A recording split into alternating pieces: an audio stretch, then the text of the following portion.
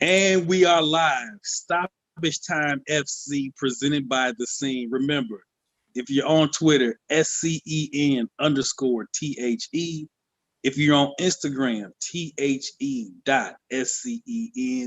Stoppage Time FC is the Facebook group. And of course, if you're watching this live, order replay, subscribe, notifications on, because we're covering all sports. But today, we're going to talk about the beautiful game, round of 16 Champions League draw.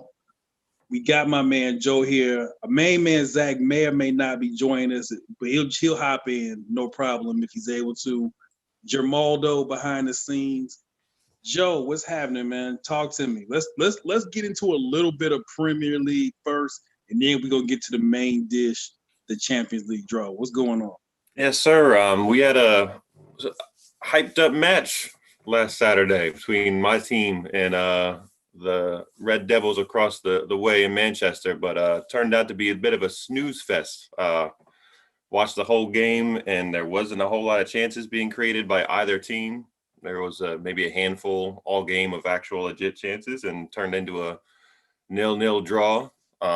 Both teams, I guess, were just trying to get a point because my man Pep made one substitution, a like for a winger. He never brought in an additional attacking midfielder like I was hoping he would. Kind of had two of our guys that were defensive midfielders holding down shop, and then didn't really change the formation much, and seemed like everybody was kind of trying to go through the motions that day for both sides. So it was pretty disappointing for me. I know United fans might be feeling a little differently because it kept them ahead of us in the standings, but kind of a boring Manchester derby, and that's one of the big marquee matchups throughout in the Premier League. So, yeah, I think both. I think especially Ole. I think he just went to like, look, we got knocked out of the Champions League this week.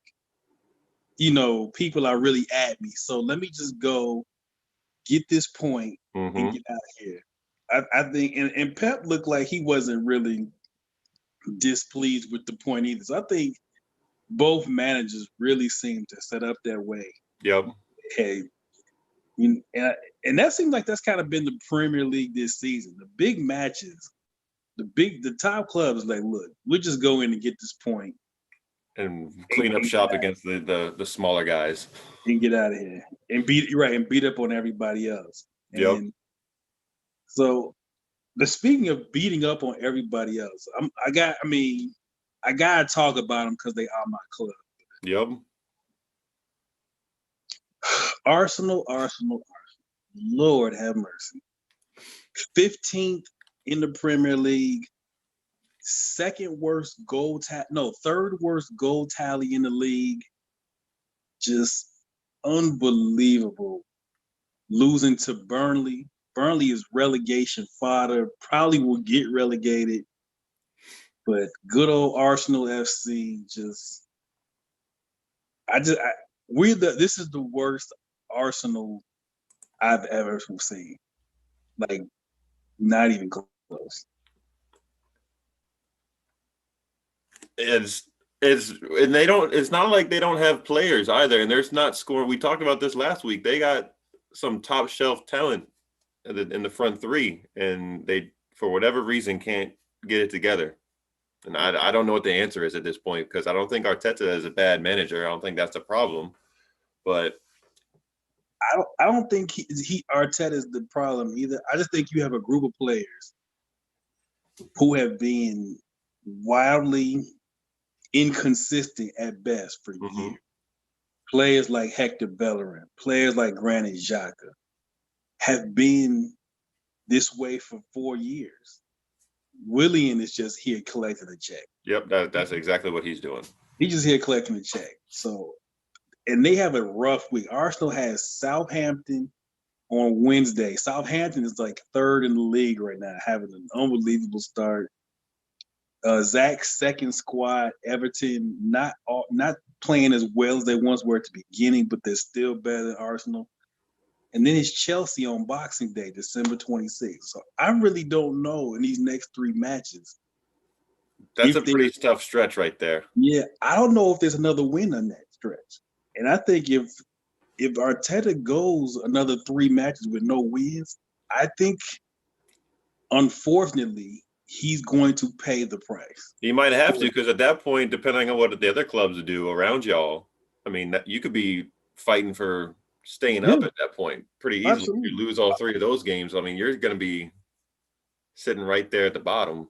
The cutoff point right now is 8 points. So, if you are Arsenal, if you are a club the size of Arsenal, delusional as parts of our fan base is, if you're in a relegation zone at holidays, that's far into the season. It's not like the first couple weeks anymore. It's right. We've had almost half a quarter. Yeah, you're like a third of the way through. Yeah, you can't be in the relegation zone. So I think these next 2 weeks really determine if Mikel Arteta survives, if he survives.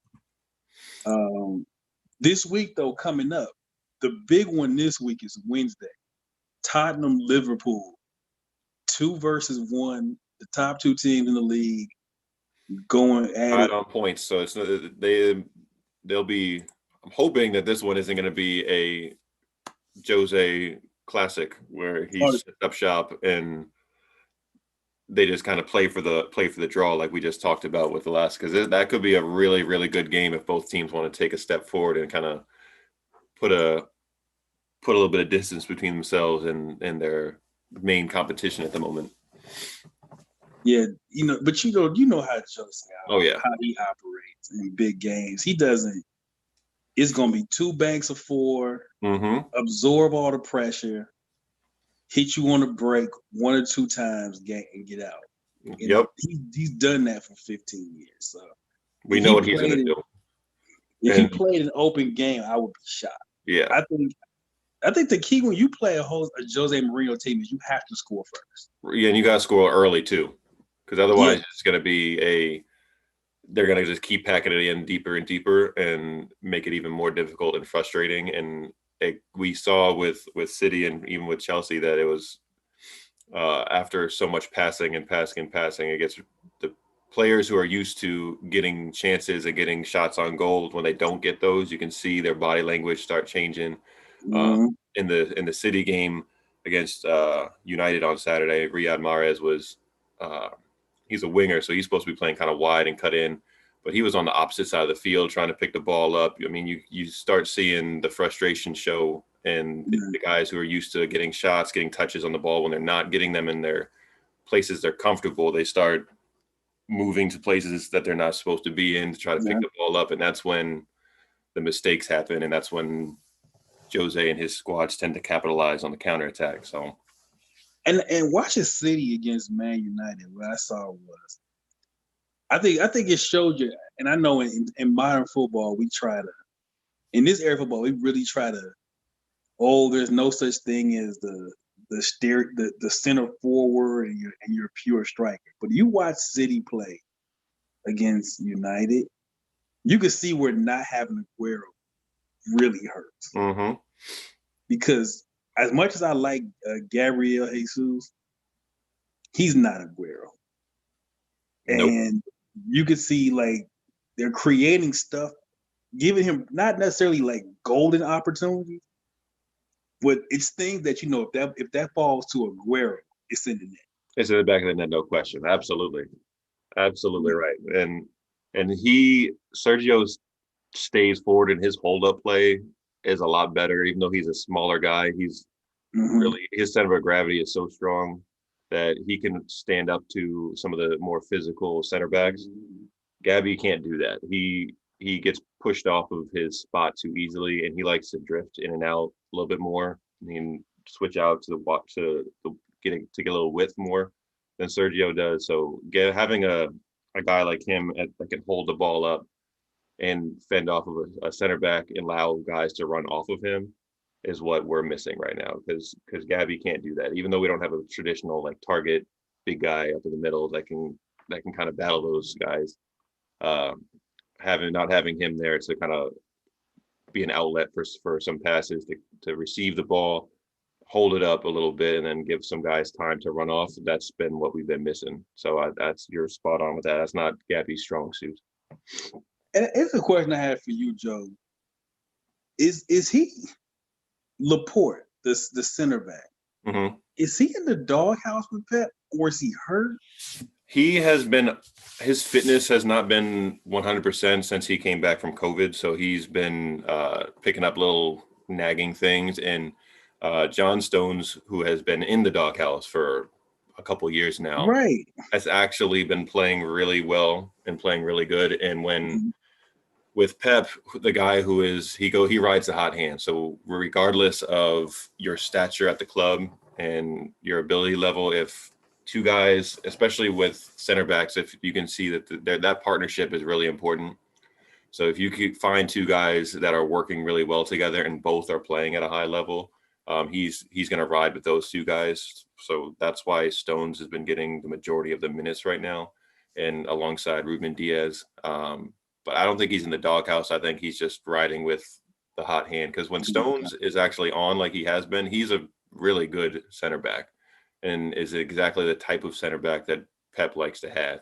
He just has been lacking in confidence and form for a very long time. Okay. So other things going on in the Prem. Liverpool, as we talked about, Liverpool currently second in the league. Another injury. Joe Matip picked up an injury. And they hold it on by thread and tape at this point. Did you say Matip picked up the injury? Yeah, Matip picked up an injury. And Diego Jota is going to be out 6 to 8 weeks as well.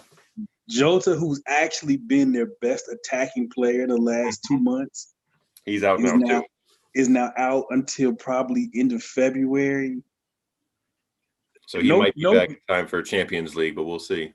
No team is looking forward to the transfer window, I believe. They desperately need it at this point. They have to pick up. They probably need two center backs. They're probably another attacker short. Thiago hasn't played in several months. They may end up needing another midfielder. So we're definitely going to have like a transfer window special in January, kind of piggybacking off our transfer show. But yeah, in that window, that's when some of the guys whose contracts are up can start negotiating with new clubs and can actually start moving at that point. So yeah, we'll have some big names to keep an eye on during that time frame to see if anything transpires. And I think what makes this window so interesting too, Joe, I think you can attest is that the league is so wide open that if you are Man City and you like, hey, we haven't had a great start, but we're only about 2 good weeks away from being back in this. Maybe we go get that striker. If you're Liverpool, who just needs help across the board. Even if it's not top shelf talent, they just need some depth. They need some guys and bodies to be able to play. If you're Chelsea, Zach squad, you're like, hey, we're right there. We've already spent a bunch of money beside a bunch of players. Do we maybe go make another signing? Because there's a case that there are 5 teams that can win the title. I think it's 5. I think it's Liverpool, City, Chelsea, Tottenham. I think are 4 so I mean not 5, 4 are probably the 4 teams who can win, who all have a shot to win the title. In January, no different than the trade deadline in the NBA or the trade deadline in Major League Baseball. If there's a deal out there that pushes you over the top, especially this season. Exactly, because the top, City and United are in 8th and 9th, and they're only 5 and 6 points respectively behind the leaders, and both of those squads have a game in hand. So the gap between 1st and 9th and 10th is really small compared to previous years. In the past couple of years, City and Liverpool have just been running away with the point totals in the first part of the season. So there wasn't a whole lot of there wasn't a bunch of other teams that felt like they have a chance to win the league this year. Though, I mean, any of these teams up here might feel that way and could make a splash. So we shall see. It's going to be very, very interesting. It'll be very interesting. I think these next 2 weeks, see how teams perform over a really hectic time. What injuries look like, health determined. I think a lot of teams you see are going to need to go into that market and do something in January for depth purpose and to make a run at the title. Now, we're going to hijack Know Your Role from my man, Zach. Shout out, Zach. He'll probably be joining us next time we have it. We're going to hijack his segment to talk about the Champions League. The round of 16 draw, as y'all can see from the title, is Monday. So, Joe, tell the people, what is the Champions League? Like, what is all this draw and what is this all about? So basically the Champions League is where the top clubs from all of the different countries across Europe come to see who's the best of the bunch. And the way it works out is after the group stage, once we have our 2 winners from each league or from each group, the team who finishes first, they're the seeded team is what they call it, and they will play against a team that has finished second in another group. But there are a few stipulations. They can't match up against a team that is from their home country. So English clubs cannot match up against other English clubs. Spanish clubs can't match up against other Spanish clubs, and they can't play against the second place team from their group. So for my team, for example, Man City won the group and Porto finished second. So they can't match up with any of the English clubs. None of the English clubs finished second, so that throws that out. So they are not going to be matched up against Porto. And then they go through a draw tomorrow. They'll kind of pull all the names of the seeded teams out first, and then in a little clear dish that they like to have up there to make it all fancy and everything, they stick their hand in the little ball, kind of like it's bingo, and they have the names of the teams that seeded team is eligible to play against, and they'll pick one out and read off the name and tell us who they're going to be matched up with, and they'll go down the list. So from there, the 2 teams will play a home and home. They'll play a home and home series. So they'll play first at the home of the second place team. So if, let's say, Manchester City plays against Atletico Madrid, they'll play the first game in Madrid, and then they play a second game back in Manchester. And the winner of the 2 legs, so they call it aggregate scoring. So they take the total of the two games, the total scores from both games is to see who will be the winners for that particular matchup, and see who's going to progress to the quarterfinals. Yeah. So, and this is for you all, this is a separate competition from your actual league season. So this is where the conversation about depth comes into play, because you're literally in a completely separate competition from your league season. And as Joe talked about, this is a European competition. So now you have things like travel. And as Joe just explained, you can't play a team from your country in this round. So for instance, Bayern Munich, Germany, could end up having to play a team like Barcelona, which is in Spain. So you're going to have to deal with the travel issue.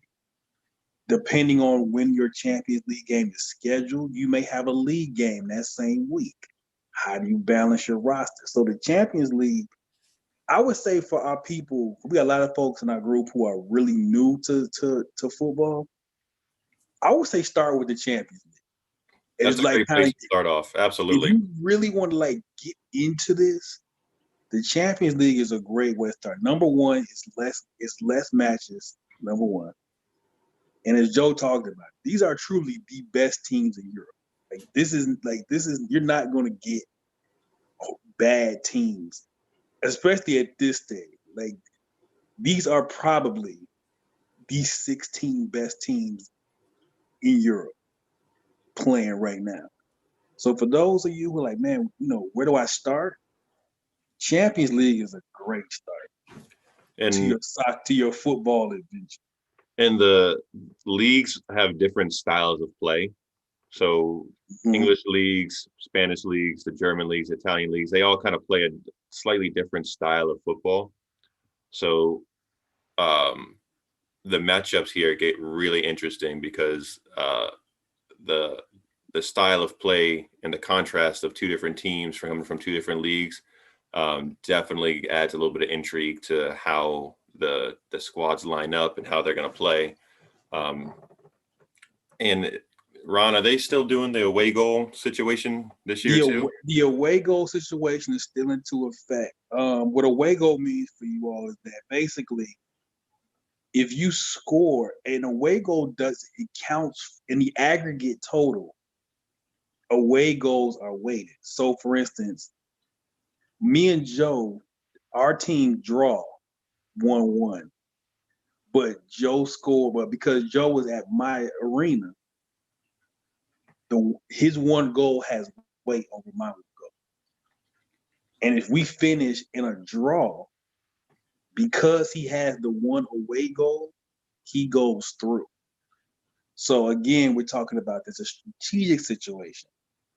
Away goals still count, still matter. So this is a good foray for those who are new to this, because again, as Joe talked about styles, you'll see a team that you might not have played for a couple years. So for instance, PSG might play, Lazio, which is an Italian team. So you have a French team and an Italian team. PSG probably hasn't played Lazio in years. There's a lot of intrigue to it. So definitely, if you're a night owl or early bird, I think the draw is like 5 o'clock in the morning because of the time zone difference. I think it's like 5 or 6 in the morning on Monday. If you happen to be awake or you're getting ready to start your day, check out the Champions League draw. So Joe, just kind of with the teams that's in it, what are some matchups that you would matchups you would like to see? Like obviously you're in the competition. So as a City fan, is there a team in this round that you like, you know what, I wouldn't mind that in the round of 16? The team that I am personally comfortable with all of the teams that we have coming up that we have available to us. We have the three English teams have the along with PSG have the most combinations possible. So we have a lot of teams that we could be matched up against. For me as a City fan, Atletico Madrid, based on their style of play, is the one that I would really like to avoid because they're a pretty defensive makeup. They're hard nosed. They're going to be difficult to play against. So I would prefer not to have them. But if we do, I think we'll still be okay. I would like to see it at Atalanta again because we played them last year, and I think that would be a fun matchup for people to watch. But I'll let you hit that last one that I think we're going to be talking about because that's one of your big ones. But the one that I kind of stood out for me that I think would be fun to watch would be from the Italian league, the Italian winners, Juventus against Atletico. I think that would be a really fun matchup, and I think their styles of play would be very entertaining to watch. So that's the one that I kind of circled that would be real interesting for me outside of being a City fan. Also, I thought Liverpool and Leipzig would be pretty fun to watch too, because Leipzig kind of played really well in their group stage, and I think that their attacking style would lead to some really fun football too. I had Leipzig as a matchup I would like to see. Liverpool Leipzig would be fun. I think Leipzig Juventus would be a lot of fun because they're younger. They're gonna push the tempo. They're gonna push the pace. And Juventus being an older team, they may struggle with that at least early. But the matchup I really want, and we know UEFA it's a draw. It's supposed to be random. Joe and I have seen enough of these Champions League draws. These things are not that random. No. There's always in the round of 16, there's always one or two matches where you're like, yeah, that's the box office. Mm-hmm. So for me, I want Man City versus Barcelona. I think Pep, it's messy, and Barcelona we're going to get into this, has really struggled early in this season. And I think it would be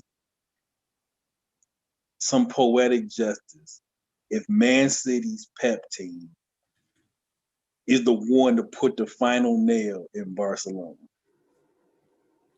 Absolutely. In the leg one, the first round of that of the next round of the competition is in mid-February or end of February, depending on when your match is scheduled, which is right after the January transfer window, and that's when Messi is able to start his negotiations with his next squad. Because I'm pretty sure we're all at this point realizing he is not going to be back in Barcelona next year. So at that point, there might already be some negotiating happening. There might be some news at that point already of where he might be going. And still, if you're a betting person and like to wager, you'd be putting a lot of your money on Messi going to City, and that could add an entirely new level of intrigue for that one. So it would not surprise me at all if City and Barca get paired together.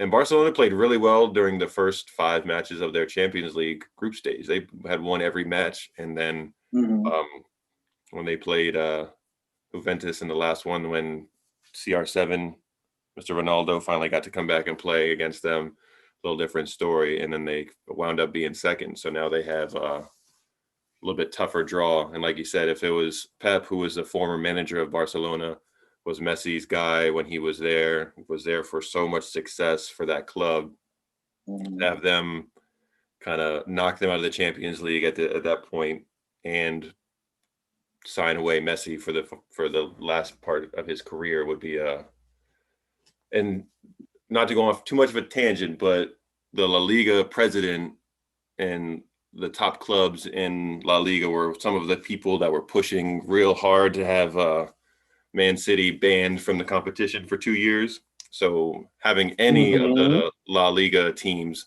matched up against City in the first round of the knockout stage would be very entertaining for me personally, because their president of their league was quite outspoken about getting City banned from the Champions League, and if for 2 years. And I'm very happy that it got overturned, but that would add a little bit more, an additional layer to an already full plate. And people, y'all will get familiar with this. There has always been this. I ain't gonna say it's an underline. It's out there that there is a tension between England, between La Liga and the Premier League, because these are really the two. If you want, maybe technically, they're the two most popular leagues. Is La Liga and the Premier League, and there's always been a back and forth between the two leagues about, because the Prem has all the money, and I think contracts and all that kind of stuff. The big money TV contracts in the U.S.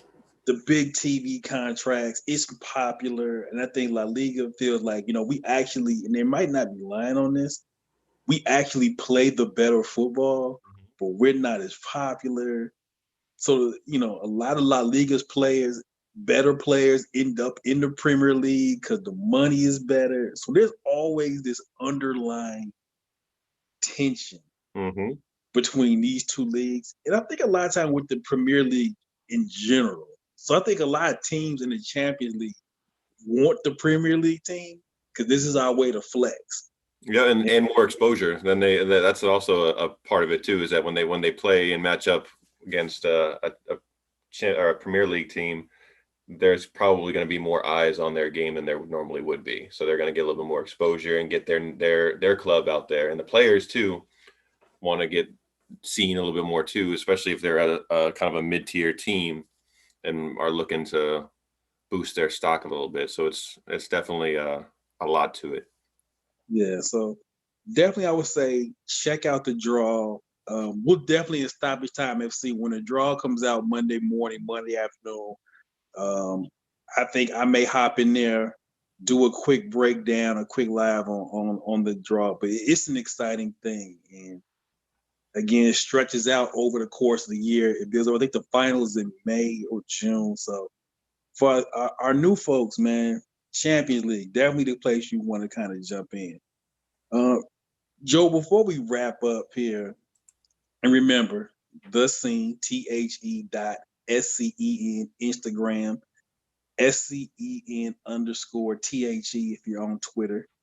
Joe, do you have? I know not. It doesn't have to be a Man City involved, but like a favorite Champions League match or a memory or just something that kind of about the competition that kind of sticks out to you.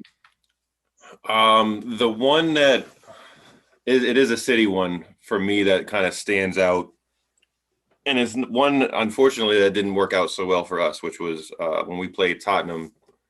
And for me, I'm the kind of sports fan when it's my team's playing, I usually try to close the door to the basement and kind of have some quiet time because I'm a very vocal person when the squad's running, and my family upstairs always knows that City's playing or any of my other teams are playing because I get a little loud and talking to the TV. And in this game, this kind of goes with the aggregate scoring. We were playing Tottenham, and they had an away goal advantage on us, so it was tied, I believe, 4-4 going into the extra time, and we needed one more goal at home to win the tie. And Raheem Sterling scored a beautiful goal in like almost on the last kick of the game. And then they went back and reviewed it and determined that he was offsides. Yeah. And that took away the goal, which then took away the tie from us, and we lost to Tottenham. And I think it was the final in that one game was like 4-3 or 5. It was a high scoring game, and the aggregate was pretty high, and that knocked us out of the Champions League against another English team knocked us out. So the previous year, Liverpool had put us out of the Champions League, and then that following year, Tottenham had put us out, and then they ended up making it all the way to the final against Liverpool. So that was a heartbreaking one because I was jumping up off the couch. I was yelling and screaming that Sterling had scored. And then I look on the screen and I see a concerned look on Pep's face. And then I see the VAR box come up saying that they're reviewing it. And if people who follow City and know how VAR works, it does not typically work in our favor. So as soon as I saw the VAR screen come up, I knew that we were going to be in trouble. And then the high of him scoring that goal and jumping around on the couch and my dog being crazy, wondering like, what are you doing, Dad, and everything, to the low of no goal and you're now out of the Champions League was the one that has stood up most recently to me. And it happens to be a City one, so. I mean, Arsenal, we haven't had many great Champions League moments. So Same here. The unfortunately, like you, the painful ones are the ones that stick out. Mm-hmm. And I remember 2004, the Invincibles, like clearly like the best team in Europe that year. Yep. Lose to Chelsea in I believe it was the Champions League quarterfinals. And this is like, really? Like, this is not vintage Chelsea. This is before Jose has really got them rolling. Yep. Getting knocked out by Chelsea. 2006, we make the final. Barcelona, Thierry Henry, first or second best player in the world. Mm-hmm. One-on-one with the keeper, misses. One-on-one with the keeper, misses. Barcelona come back down and score. So as an Arsenal fan, I haven't had that many great Champions League memories. Yep. A lot of, and frankly, some of the lowest moments. We lost on aggregate 10-2 to Bayern Munich 3 years ago. Like 10-2 and 10-2 for our American sports fans. 10-2 in the aggregate in the Champions League is like losing back to back. It's like losing 35-10 in American football twice. Yeah. It's like that. It's So I remember getting a whooping. spanked by Barcelona, getting Bayern Munich, and then I think Bayern Munich the year before that, it was like 8-2. It was like I think we lost like 18-4 on aggregate 2 years in a row to Bayern Munich. So that's real disheartening too, because that's like getting smacked twice.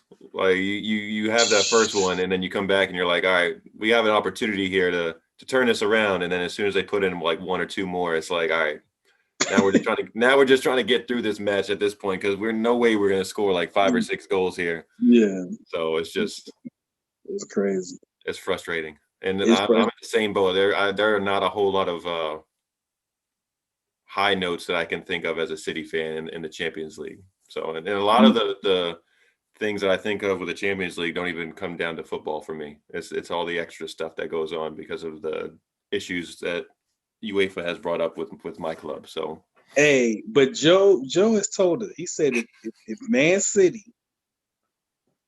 win the Champions League, we are going to get him. He's going to sing the Champions League thing. If you're following the scene on Instagram, you've seen the IG story with the Champions League thing. Joe has said if they win it, he's gonna sing it. I will go live on Facebook and on the scene, and I will sing that anthem out for everybody if they win, for sure. That is a bet that has been agreed upon long ago. Just for that, I'm not the typical like English fan where I root, like if my club's not in it, I'm rooting against the other English. I'm not. That ain't me. Mm-hmm. I think I am actually. There's a part of me that actually wants for Man City to actually make the final. Like I would not be unhappy to see Man City in the final. And I think when we get deeper into the tournament, we're going to talk about who we really want to see. But right now, I'm not unhappy. If you all make a deep run, that doesn't make me unhappy.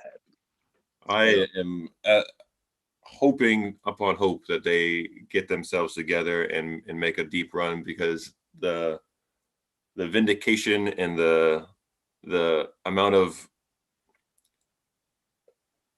stuff I can rub in all of La Liga's face and UEFA's face, like I'm not gonna be able to be quiet about this whole thing if they win the Champions League when they were supposed to have been banned for 2 years from the competition. Oh, absolutely. So it would be like just poetic justice at this point if they win this year, considering all that's transpired. So I will be watching every match going forward on the edge of my seat. As we get ready to wrap up, our man Jamaldo is behind the camera. Jamaldo, if you can hear me, or if you're not tied up, hop on camera real quick. If you're there, Jamaldo. Jamaldo might be into the Sunday night football game. I am here, fellas. I am here. He is Jamaldo. So we all like to bring you on, man, because we definitely kind of initiated you into the game over these last couple episodes. Did you have any questions, or something about the Champions League that you want us to answer before we get out of here?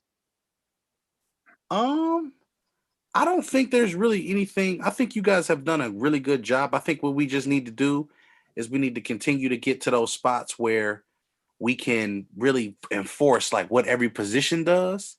Mm-hmm. So maybe I should ask, what's the most valuable position on the field and why? That's a great question. I would tell you, in this era of football, Joe can definitely chime in. The two positions that have changed the most are fullback and what you would now call a forward. Fullback, if you ever look at this on a football diagram, is the two outside defenders. But now in 2020, it's become a much more offensive position. Got you. It used to be a very much like your worst players played fullback. In 2020, it's so different now. Your fullback now is another attacker. John, I don't know how you think about that. Yeah, that's absolutely true, because having guys that can hold their own on the defensive side as a fullback, but also push forward and help the attackers and add additional width and allow the guys who are up front, the forwards, to kind of move in towards the goal more, and then have the fullbacks kind of playing along the sidelines and adding an extra person up there. Mm-hmm. It adds so much to your attack when you have guys like Liverpool have. They probably have the two best fullbacks in the game at left back and right back, and Trent Alexander-Arnold and Andy Robertson. And their ability to cross the ball into the box and have Mane and Salah and Firmino and Jota up there to finish them off, that it adds so much. And then the other position that I had earmarked is goalkeeper now. It's always a valuable position, but having a top flight keeper that's able to distribute the ball like Ederson does, like Alisson does, like Neuer does, it can transform the way a club plays. Because a lot of times you have guys at the keeper position that when they get the ball, they put it down and they just kind of kick it upfield and hope for the best. But a lot of clubs now are transitioning more to having more possession based and just having the ball. So having a keeper who can use his feet and get the ball out to an actual teammate and not just to a spot in the middle of the field is extremely, extremely valuable. If you're talking what brings in the bucks, though, it's still the attackers. The clubs pay the most for attacking players. The Ballon d'Or, which goes to the best player in all of world football, typically goes to a forward player, a striker, a winger, somebody who puts the ball in the net. But Ronnie and I agree with what he said, that the fullbacks that are able to add to the attack, and then goalkeepers who can distribute the ball and still be excellent at stopping the ball from going in the back of the net, are extremely, extremely valuable now. And they're rare to find. You can't find them everywhere. So that's a really, really good response. And just those type of things in general, it just shows you that every game has its own special, unique players, or has its own great players or tier of players. Because, for example, in football, we all know the hardest thing to find is a quarterback. In basketball, it's finding that transcendent, 2 or 3.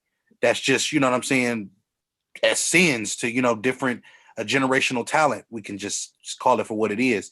You know what I'm saying? Your Mikes, your Kobe's, your LeBrons, and those type of guys, Kevin Durant's.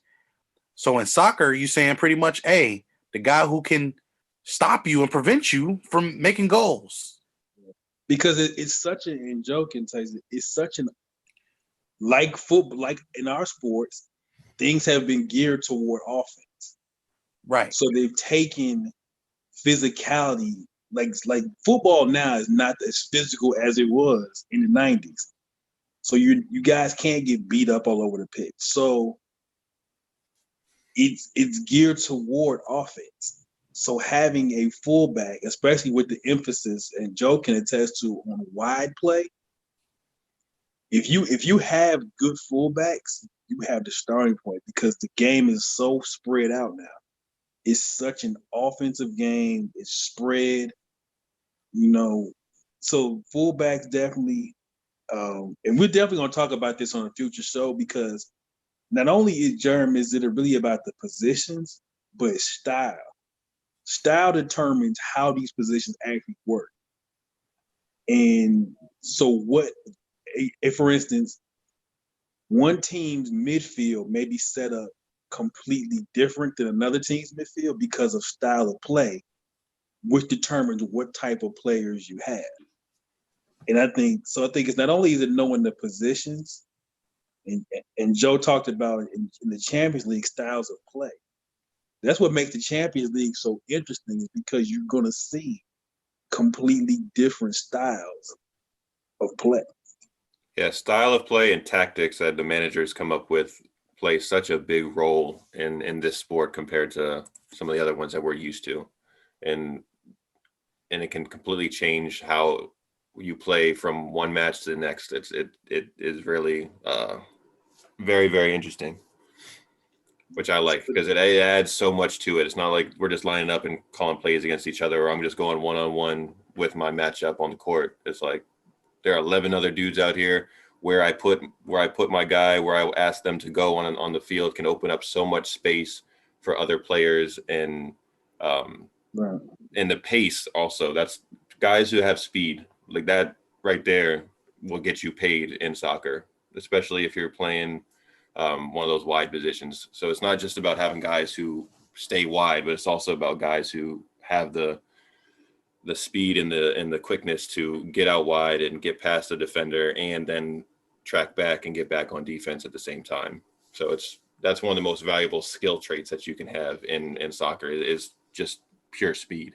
And that goes for football too, for our football too. But and it's crazy, and just to kind of give people, when we talk about this, tactics and strategy determine who plays. mm-hmm. So it's not even a case of, whereas in basketball, over here, basketball, football, the same 5, the same 11 start every week.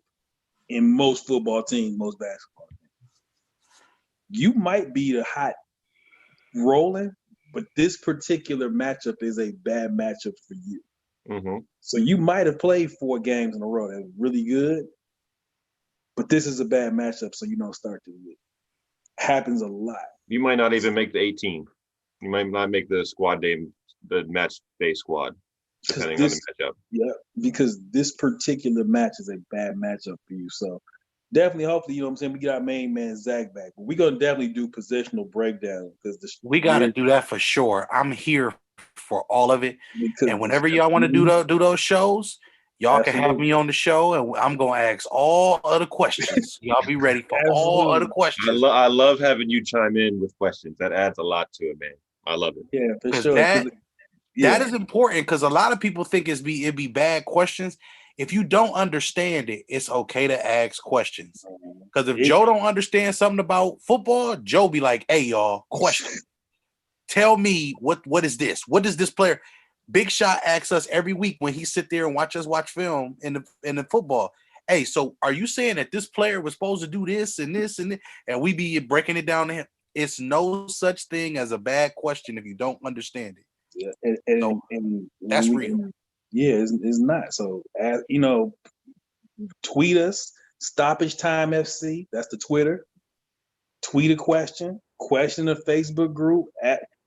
Feel free. There is literally, because I know so many of us, so many people that we have us. This is brand new. Literally, this is the classic case of there is no such thing as a dumb question. And if I can't find it, if we can't find the answer for you, we will go, or we don't know it off the top of our head, well, I'll find it. I know a lot of people that are really into soccer, and I know where I can find it on websites and on the internet. So I'll find answers if I don't know them off the top of my head. All right. And there you have it. Ron, Joe, our main man Jamaldo on behind the scenes. Zach will be joining us soon. This is Stoppage Time FC. Take care.